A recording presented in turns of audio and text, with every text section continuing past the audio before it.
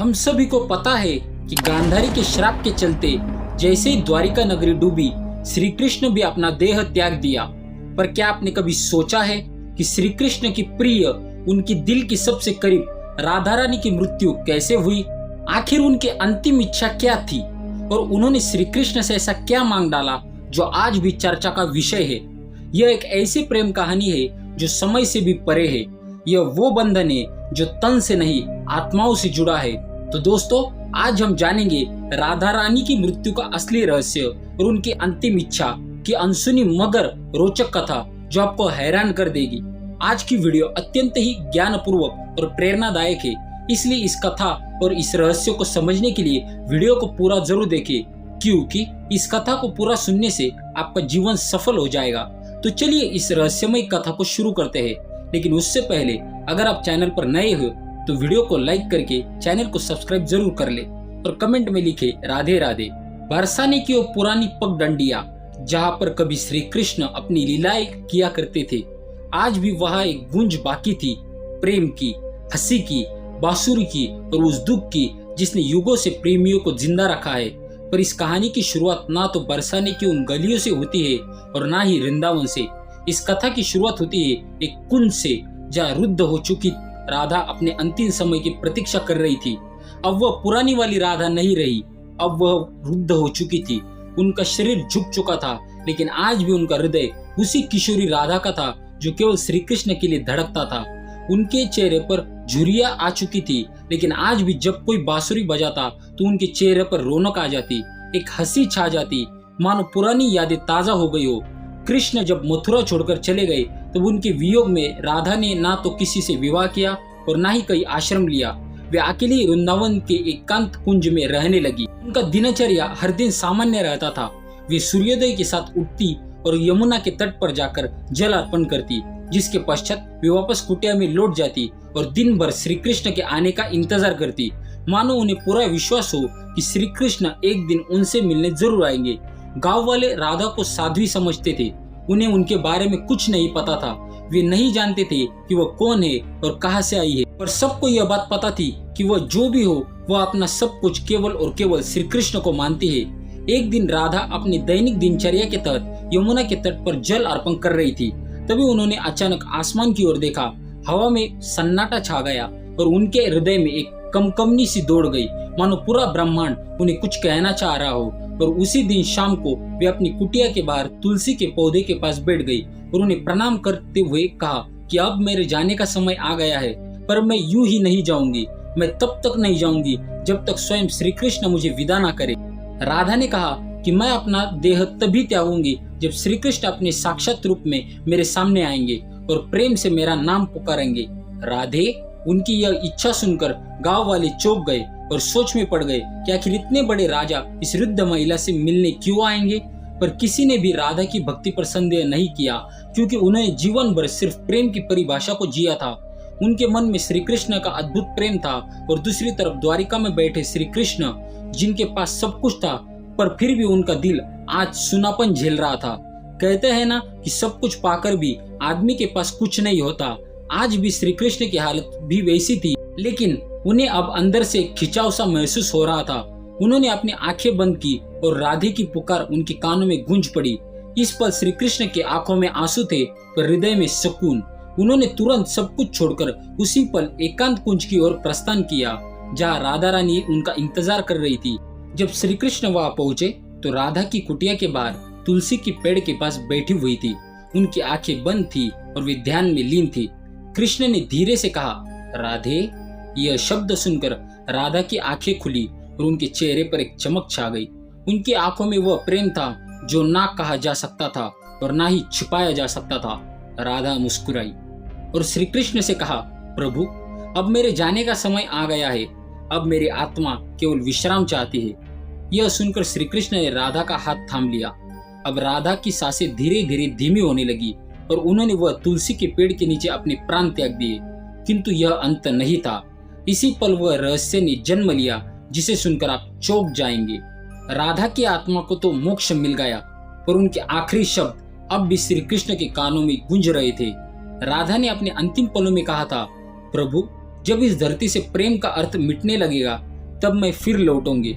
मुझे फिर जन्म लेना होगा, क्योंकि प्रेम जीवन का हिस्सा है और उसे मिटाने नहीं दिया जा सकता। जहाँ राधा ने अपनी देह त्यागी थी, वह एक नया पौधा उगाया जो तुलसी से भी अधिक उज्जवल था, मानो कोई स्वर्गीय पौधा हो।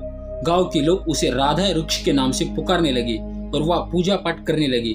पर किसी को नहीं पता था कि उस पौधे के नीचे एक रहस्य पल रहा था। वह रहस्य था राधा के पुत्र जन्म का, जो आपको चकित कर देगा। कई युग बीतने के बाद जब प्रेम का मूल्य घटने लगा और लोग सिर्फ वासना में डूबने लगे, तब बरसाने से कुछ दूर एक साधारण किसान के घर में एक कन्या का जन्म हुआ। उसका नाम ललिता रखा गया। पर यह कोई साधारण कन्या नहीं थी। वह बिना किसी के सिखाए ही बांसुरी की मधुर धुन बजाने लेती थी। उसकी बांसुरी की आवाज सुनते ही पेड़ों के पत्ते हिलने लगते और पक्षी झूम उठते। गांव के लोग कहने लगे कि यह कोई साधारण लड़की नहीं, बल्कि किसी देवी का अवतार है। वे कहते कि इसे देखकर राधा की याद आ जाती है। ललिता जब तक 7 साल की हुई तो एक दिन वह यमुना के किनारे बैठी थी। उसी वक्त एक संत वहां से गुजरे। उन्होंने ललिता को देखा और जब उसके आंखों में झांका तो वे मंत्र मुग्ध हो गए। उन्होंने कहा कि वही आंखें, वही चंचल मुस्कान, राधा तुम लौट आई। ललिता को अक्सर सपने में एक सुंदर श्याम वर्ण पुरुष दिखाई देता, जो कोई और नहीं बल्कि श्री कृष्ण थे। वे कुछ नहीं बोलते, बस बांसुरी बजाते रहते। उस बांसुरी की धुन ललिता के दिल को छू जाती। एक दिन ललिता ने अपनी माँ से पूछा, माँ यह प्रेम क्या होता है? माँ ने जवाब दिया, तू अभी बच्ची है, तुझे प्रेम का क्या पता। ललिता चुप हो गई, लेकिन उसके आंखों में एक पुराना दर्द था, मानो उसने यह सवाल पहले भी किसी और से किसी जन्म में पूछा। जब ललिता 13 साल की हो गई तो एक दिन वह यमुना के तट के पास बैठकर बांसुरी बजा रही थी कि तभी अचानक उसकी बांसुरी से अलग धुन निकलने लगी। वही धुन जो श्री कृष्ण उनके सपनों में आकर बजाया करते थे। अचानक वहां की जमीन थोड़ी सी फटी और एक मूर्ति सी दिखाई दी। ललिता ने उस मूर्ति को निकाला। वह मूर्ति एक स्त्री की थी जिसने बांसुरी पकड़ी हुई थी। जैसे ही ललिता ने उस मूर्ति को अपने हाथ में उठाया, उस मूर्ति से एक दिव्य आवाज निकली जिसने कहा, तुम लौट आई राधे। ललिता चौंक गई। आखिर यह कौन थी? आखिर क्यों उसका नाम राधे पुकारा जा रहा था? तो चलिए जानते हैं अब आगे की कथा, जो और भी रोमांचक और रहस्यमय है। लेकिन उससे पहले अगर वीडियो अच्छी लग रही हो तो इसे लाइक करके कमेंट में राधे कृष्णा जरूर लिखें। उस दिन के बाद ललिता का व्यवहार बदलता जा रहा था। अब वह गहराइयों में सोचने लगी थी। वह जानना चाहती थी कि वह कौन है और उसका जन्म क्यों हुआ है। आखिर क्यों उसे प्रेम और श्री कृष्ण जैसे शब्द आकर्षित करते हैं। उसी दौरान एक संत हिमालय से कई वर्षों की तपस्या करके बरसाने लौट रहे थे। जब उन्होंने ललिता को देखा तो स्तंभ रह गए। वह बोले, युगों पहले मैंने यही आंखें राधा की देखी थी। कन्या, तुम इस युग की नहीं हो। तुम्हारा जन्म किसी उद्देश्य से हुआ है। ललिता ने पूछा, कौन सा उद्देश्य? तब उस तपस्वी संत ने अपनी आंखें बंद करके जवाब दिया, अभी के युग में प्रेम केवल एक शब्द बनकर रह गया है। तुम उसे फिर से जीवन बनाना है। अब बरसाने की गलियों में एक नई कथा जन्म लेने वाली थी। दरअसल यह कथा नहीं बल्कि पुरानी थी, राधा के पुनर्जन्म की कथा। अब ललिता किशोर अवस्था में पहुंच चुकी थी। उनके मन में विचित्र सी बेचैनी थी, मानो कोई उन्हें पुकार रहा हो। रातों में ललिता यमुना के तट पर अकेले बैठी रहती और उस अज्ञात पुरुष की कल्पना करती जो उन्हें सपनों में दिखाई दिया करते थे। एक दिन ललिता ने अपनी माँ से पूछा, माँ क्या प्रेम बिना कहे भी हो सकता है? तब उनकी माँ ने जवाब दिया, बेटी सच्चा प्रेम तो वही होता है जो कुछ कहे बिना ही हो जाए। पर ललिता तो कुछ और ही सोच रही थी। उसका हृदय उस व्यक्ति के लिए धड़क रहा था जिससे वह कभी भी मिली नहीं थी। एक दिन उस स्वामी ने ललिता को अपने आश्रम में बुलाया और कहा, राधे अब समय आ गया है। कृष्ण इस युग में जन्म ले चुके हैं, पर इस युग में उन्होंने एक ब्राह्मण के रूप में जन्म लिया है और तुम्हें उन्हें ढूंढना पड़ेगा। यह सुनकर ललिता खुश के मारे झूमने लगी, क्योंकि जिस पल का उसे इंतजार था वह आने वाला था। पर एक रहस्यमय थी, ललिता श्री कृष्ण को पहचानेंगी कैसे? तब उस संत ने कहा, जब वे तुम्हारे सामने आएंगे तो तुम खुद ही उसे पहचान लोगी। पर ध्यान रखना, इस बार परीक्षा और भी ज्यादा कठिन होगी, क्योंकि अब युग बदल चुका है।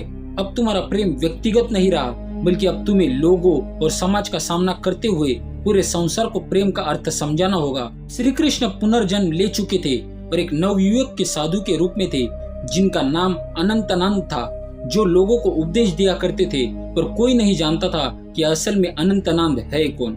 वे जब प्रवचन देते तो प्रेम की ऐसी वाणी बोलते कि लोग रो पड़ते। वे कहते थे प्रेम केवल शरीर नहीं बल्कि आत्मा का संबंध है। प्रेम का अर्थ ही त्याग और समर्पण। पर आनंद से वे भी अधूरा सा महसूस करते थे। वे भी हर रात यमुना के तट पर जाकर बैठ जाते थे और उस अज्ञात स्त्री की स्वप्न में खो जाते। अब एक दिन संत के आदेशानुसार ललिता अपने माता पिता को प्रणाम कर अकेले ही अपने उस अज्ञात प्रेम की तलाश में निकल पड़ी। उनके हाथ में केवल एक छोटी सी बांसुरी थी और मन में दृढ़ निश्चय। वे गांव गांव घूमती, कभी कथा सुनाती तो कभी कई साधुओं से मिलती, इस उम्मीद में कि उसे उसका प्रेम मिल जाए। पर किसी साधु में वह तेज नहीं था जिसकी तलाश में ललिता को थी। एक दिन उसे एक वृद्ध महिला मिली जिसने उससे पूछा, बेटी तुम इधर उधर क्यों भटक रही हो? तब ललिता ने कहा, मुझे किसी की तलाश है। उस वृद्ध महिला ने ललिता में राधा सा तेज देखा और उसे सुझाव दिया, बेटी तुम अपनी यह बांसुरी बजाओ, जो तुम्हारे लिए बना होगा वह स्वयं ही धुन सुनकर तुम्हारे पास खींचा चला आएगा। जिसके पश्चात ललिता ने ऊंची पहाड़ी पर चढ़कर अपनी बांसुरी बजाई और ठीक उसी पल उसे कई मील दूर अनंतानंद की आंखें भर आई। ललिता अब तक 8 गांव पार कर चुकी थी। हर गांव में वह अपनी बांसुरी बजाती, मगर अब तक उसे वह नहीं मिल पाया था जिसकी उसे तलाश थी। ललिता को अनंतानंद के पास होने का एहसास होता, मगर वह उसे ढूंढे नहीं पा रही थी। अब वह थक चुकी थी, जिसके बाद उसने प्रण लिया कि यदि अगली पूर्णिमा की रात तक उसे वह नहीं मिला तो वह यमुना में कूदकर अपनी जान दे देगी। उस दिन आखिरी बार ललिता ने बांसुरी बजाई। उसकी धुन वैसे ही थी जो किसी के अंदर तक भिगा दे। उसी पल हिमालय में बैठे अनंतानंद को वह ध्वनि सुनाई दी। उसे वह ध्वनि काफी प्रभावी लगी, मानो उसने कई वर्षों बाद वह ध्वनि सुनी हो जो उसे पुकार रही हो। अनंतानंद ने तुरंत ही हिमालय छोड़ दिया। ठीक उसी रात ललिता को फिर से स्वप्न आया, पर इस बार स्वप्न काफी अलग था। इस बार श्री कृष्ण और राधा यमुना के तट पर बैठे थे और राधा श्री कृष्ण से पूछ रही थी, प्रभु क्या इस बार भी मेरी प्रेम कहानी अधूरी रह जाएगी? कृष्ण ने कहा, नहीं राधे, इस बार संसार को तुम्हारे प्रेम की पूर्णता दिखाई देगी। इतना कहते ही ललिता का स्वप्न टूट गया। ललिता के मन में एक नई उम्मीद जाग उठी। अब वह उस जगह पहुंची जहाँ अनंतानंद पहुंचने वाले थे। वृंदावन धाम यह कोई आम स्थान नहीं था। कहते हैं कि इसी स्थान पर राधा ने कृष्ण को आखिरी बार देखा था और एक शिला को छूकर प्रण लिया था कि जब तक उसकी प्रेम कहानी पूर्ण नहीं हो जाती वह लौटती रहेगी। उस समय वृंदावन धाम में एक कथा हो रही थी और उस कथा के वाचक कोई और नहीं बल्कि स्वयं अनंतानंद थे। ललिता बहुत दूर खड़ी थी और उनके चेहरे को भी नहीं पहचानती थी, परंतु उनकी वाणी में कुछ ऐसा था जिसके उनके हृदय को प्रभावित कर दिया। उस दिन अनंतानंद को प्रेम की परिभाषा समझा रहे थे। प्रेम वह नहीं जो आपके पास होता है और आपके साथ जीता है। प्रेम तो वह है जो दूर होकर भी पास होता है। वे यह सब बता ही रहे थे कि उनकी आंखें ललिता से टकराई। दोनों एक पल के लिए स्तंभ रह गए, मानो पूरी दुनिया ही रुक गई हो। अनंतानंद ने तुरंत ही प्रवचन छोड़ दिया और ललिता के पास दौड़े चले आए। तब ललिता ने अनंतानंद से धीरे से पूछा, क्या आज भी आपको मेरी आवाज सुनाई देती है? अनंतानंद ने उसके आंखों में देखा और प्रेम से कहा, राधे तुम आ गई। पल काफी मनमोहक था। पूरा संसार थमा हुआ था, लेकिन यह अंत नहीं था। असली कहानी तो अब शुरू होने वाली थी। अचानक मौसम खराब होने लगा और बादल काले पड़ गए और तभी वह एक साधु कुरंगनाथ प्रकट हुए जो नहीं चाहते थे कि राधा और कृष्ण फिर से मिले, क्योंकि उसे ऐसा लगता था कि अगर राधा और कृष्ण फिर से मिल गए तो प्रेम को धर्म से ऊपर का स्थान मिल जाएगा जो कि समाज की जड़ता को तोड़ डालेगा। कुरंगनाथ ने कहा, तुम्हारा प्रेम आज के युग के नियमों के विरुद्ध है। आज का समाज ना तो इस प्रेम को समझेगा और ना ही सहन कर पाएगा। तब अनंतानंद ने कहा, प्रेम समाज का मिलन नहीं बल्कि दो आत्माओं का मिलन है। तब कुरंगनाथ ने कहा, तो फिर अब तैयार हो जाओ अंतिम परीक्षा के लिए। कुरंगनाथ ने कहा कि यदि तुम्हारा प्रेम सच्चा है तो अगली पूर्णिमा की रात तक ललिता अपनी आंखों पर पट्टी बांध लेगी और वह बिना देखे और बिना सुने तुम्हें ढूंढ निकालेगी। यदि वह इसमें असफल हो जाती है और वह बिना देखे और बिना सुने तुम्हें ढूंढ निकालेगी, यदि वह इसमें असफल हो जाती है तो दोनों को फिर से युगों के लिए बिछड़ना होगा। अनंतानंद यह सुनकर मौन रह गए, पर ललिता ने बड़े ही प्रेम पूर्वक और शक्ति से कहा, मुझे आपकी यह शर्त मंजूर है। पूर्णिमा की रात पास आ रही थी। यह परीक्षा ललिता के लिए केवल एक शर्त नहीं थी बल्कि उसके प्रेम और संयम की लड़ाई थी। वह खुद भी यह जानना चाहती थी कि क्या बिना देखे सिर्फ मन और आत्मा से प्रेम किया जा सकता है या नहीं। अब उसने अपने नेत्रों पर पट्टी बांध ली और कसम खाई कि वह अब किसी को नहीं देखेगी जब तक उसकी आत्मा उसे स्वयं श्री कृष्ण को ना दिखाई दे। लोगों ने जब उसे ऐसा करते देखा तो वे उसका मजाक उड़ाने लगे कि आजकल की कन्याओं को तो सिर्फ नाटक करना आता है। लेकिन कुछ ऐसे भी थे जिन्होंने उसके इस प्रयास की तारीफ भी की और उसे हिम्मत दी और बोले, हे राधे, तुम इस युग में जरूर प्रेम को जीत दिलवाओगी। उधर दूसरी ओर अनंतानंद एक सुनसान गुफा में ध्यान मग्न बैठे थे। वे केवल एक ही शब्द दोहरा रहे थे, राधे। वे ना कुछ खा रहे थे ना ही पी रहे थे। उनके शिष्य इस दृश्य को देखकर घबरा गए और बोले, गुरुदेव, यदि ऐसा ही चलता रहा तो अब जीवित नहीं बचेंगे। तब अनंतानंद ने मुस्कुराते हुए उत्तर दिया, मेरे प्राण तो केवल राधे में बसते हैं। इतना कहकर उन्होंने अपने शिष्यों को आदेश दिया कि यदि ललिता उनके बारे में पूछे तो उसे ना उसका चेहरा बताया जाए ना ही उस स्थान का पता दिया जाए जहाँ वे ध्यान कर रहे हैं। वे भी जानना चाहते थे कि क्या इस युग में भी राधा केवल अपनी आत्मा की पुकार से उन्हें ढूंढ पाएगी। इधर ललिता अपनी आंखों पर पट्टी बांधे गांव गांव भटक रही थी। वह अनेक साधुओं से मिलती और पूछती, क्या आप अनंतानंद है? पर उसे कुछ हासिल नहीं हो रहा था। कुछ साधुओं ने तो यहाँ तक झूठ बोलने की कोशिश की कि मैं ही अनंतानंद हूँ, पर ललिता का हृदय उन्हें पहचान जाता। उनकी आवाज में वह नहीं था, न ही वह तेज था जो केवल आत्मा से पहचाना जा सकता था। एक बार एक साधु उनके पास आया जिसमें गजब का तेज था और जिसकी वाणी अत्यंत मधुर थी। उसने ललिता से पूछा कि मैं ही अनंतानंद हूँ। यह सुनकर ललिता एक पल के लिए डगमगा गई, परंतु तुरंत ही उसे एहसास हो गया कि और उसने साधु से कहा, आप में तेज तो काफी है, पर आप वह आत्मा नहीं है जिसकी मुझे तलाश है। उसी क्षण उस साधु ने अपना भेष बदल लिया। दरअसल वह कुरुंगनाथ थे जिसने भ्रम फैलाने के लिए ऐसा किया था। अब कुरुंगनाथ ने क्रोध में कहा, तू अब तक नहीं टूटी? आखिर किस प्रेम की बात करती है तू? इतना सुनकर ललिता ने कहा, मेरा प्रेम इस युग के बंधन से मुक्त है जिसे शब्दों में समझना असंभव है। इतना सुनकर कुरुंगनाथ वहां से चला गया। अब ललिता उस गुफा के पास पहुंच चुकी थी जहाँ अनंतानंद ध्यान में मग्न थे। ललिता धीरे धीरे गुफा के अंदर चली गई और अंत में उससे वह किसी होने का आभास हुआ जिससे दिव्य तेज निकल रहा था। ललिता ने उन्हें पहचान लिया और उनके पास जाकर अपनी बांसुरी उनके पैरों में रख दी और कहा, मैं आपको देख नहीं सकती, पर मेरा हृदय काफी जोर से धड़क रहा है। क्या आप वही है जिनकी मुझे तलाश है? अनंतानंद ने बांसुरी उठाई और उसे बजाया, वही धुन जो ललिता को यमुना तट और अपने सपनों में सुनाई देती थी। फिर अनंतानंद ने उसकी पट्टी खोली और कहा, राधे, इस बार भी तुमने मुझे तन से नहीं केवल अपने मन से और आत्मा से पहचान लिया। वे दोनों रो पड़े। उनके आंखों में कई सालों की थकान थी जो अब मिट रही थी। तभी वह एक साधु आए और उन्होंने कहा, राधा और कृष्ण, तुम्हारा प्रेम संपूर्ण तभी माना जाएगा जब यह समाज इसे स्वीकार करेगा। जब इस समाज के सामने तुम्हारा प्रेम सत्य और पवित्र सिद्ध हो जाएगा तभी तुम्हारा मिलन सफल होगा। राधा ने कहा, प्रेम तो किसी समाज के बंधन से मुक्त होता है, उसे किसी के प्रमाण की जरूरत नहीं। लेकिन तभी अनंतानंद ने उसे समझाते हुए कहा, राधे, अब युग बदल गया है, अब यह समाज प्रेम की परिभाषा भूल चुका है। इतना कहकर अनंतानंद ने उसे साधु से पूछा, आप ही बताइए हमें क्या करना होगा? उस साधु ने कहा, तुम्हें इस राज्य के राज्यसभा में सभी के सामने अपने प्रेम को स्वीकारना होगा। तुम्हें वह राजा, पंडित और प्रजा सभी को यह बताना होगा कि एक ब्रह्मचर्य, साधु और एक साध्वी भी प्रेम के बंधन में बंधकर धर्म के मार्ग पर चल सकते हैं। अगले दिन वे दोनों राज्यसभा में उपस्थित हुए। राजा ने कहा, हम यह क्या सुन रहे हैं कि एक साधु ने ब्रह्मचर्य को तोड़ा है? इतना सुनकर अनंतानंद ने उत्तर दिया, महाराज, मैंने कोई नियम नहीं तोड़ा, मैंने तो केवल अपने प्रेम को अपनाया है। तब अनंतानंद ने प्रेम को समझाते हुए कहा, प्रेम कोई काम वासना नहीं है, प्रेम तो आत्मा का मिलन है। जब आज से कई युग पहले राधा और कृष्ण ने प्रेम किया था तब भी समाज ने यही कहा था, और जब वे जीवन भर समाज के कारण एक दूसरे से अलग रहे फिर भी समाज चुप रहा। इतने कहते ही ललिता भी आगे बढ़कर बोली, मैंने केवल इन्हें तन से नहीं चाहा बल्कि अपने मन से भी चाहा, और अपने प्रेम को साबित करने के लिए मैंने कड़ी परीक्षा भी दी है। और इसी दौरान ललिता ने कुरुंगनाथ की वह कठिन परीक्षा के बारे में सबको बताया। इतना सुनकर राजा और सभी मौन रह गए। अब राजा के फैसले का इंतजार था।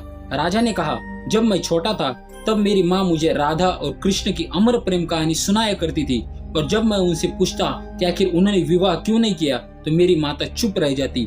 आज जाकर मुझे यह बात समझ में आ रही है कि विवाह तो समाज का नियम है पर प्रेम आत्मा का, इसलिए मैं इस प्रेम को स्वीकार करता हूँ। तब से प्रेम की एक नई परिभाषा लिखी गई। कई युगों पश्चात राधा और कृष्ण का मिलन फिर से संपूर्ण रूप से हो पाया।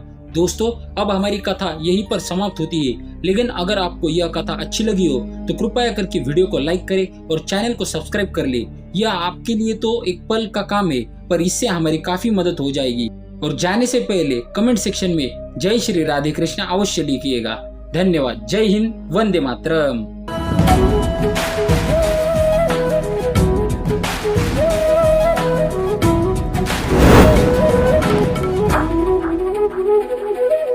Thank you.